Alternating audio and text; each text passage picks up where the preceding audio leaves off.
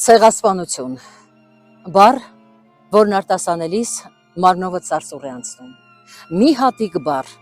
որի մեջ թաքնված է սարսափ, դառվիշտ, ցավ, կարոտ։ Այն վայրագությունները, որ թուրքերը գործել են հայերի դեմ, դուրս են մարդկային երևակայությունից։ Հատված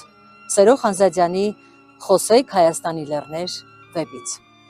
Հեղինակը կենդանի մնացած հայության բեկորներից առանձնացրել է հենց Գուրբան Ալի մանուկին։ 10 տարեկան էր, երբ հորը թուրքերը մորթեցին ջրաղացում։ Ինքը հասցրեց մտնել ջրափոսը։ Ջրափոսից դուրս եկավ, երբ թուրքերը հեռացել էին։ Հոր խաչը թաղված էր արյան մեջ։ Մութ էր։ Մանուկը ջրաղացից դուրս պրծավ և փախավ խավարի մեջ մրափած եփրատը։ Արքադիր կամրջի մոտ երկու թուրք տղա բռնեցին նրան և շիկացած երկաթով վառեցին երեսը։ Քեզ մեռոնում ենք, հայի լակոտ։ Դանակը դրին բկին, հրաշք էր։ Ինքը խլեց թուրքի դանակը, խփեց նրա փորին և իրեն գցեց եփրատի երախը։ Շիկացած երկաթի խարանը երկար է մնում դեմքին, հետո ստիպված է լինում մահմեդականի անուն կրել՝ Գուրբան Ալի, թուրք ոստիկան դառնալ և ծառայել փաշաներին, սակայն հավատարիմ է մնում արյան կանչին։ 1922 թվականի ամառն է։ Մանուկը Կարմիր բանակի հեծելազորայինների շարքերում կռվում է հրոսակների դեմ։ Հենց այստեղ, միջին Ասիայի անապատում, Բուխարա քաղաքի շրջակայքում կրկին հանդիպում են Էնվեր Փաշան և մանուկը։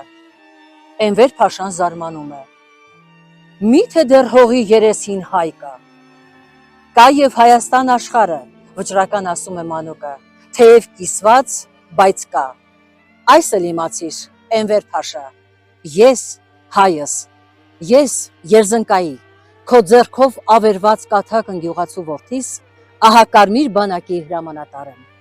Մեզ մոտ արգելված է գերուն սպանելը, սակայն ես գերու չէ, որ սպանում եմ, այլ սատկացնում եմ իմ ցեղի դահճին։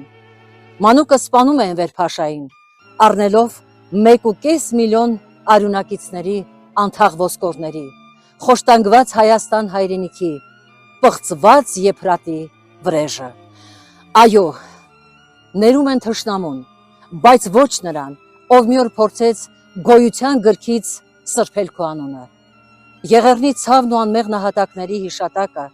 ամեն հայի հոգում է, արդեն քանի սերունդ։ Այդ ցավը, այդ վրեժը լռել չի կարող,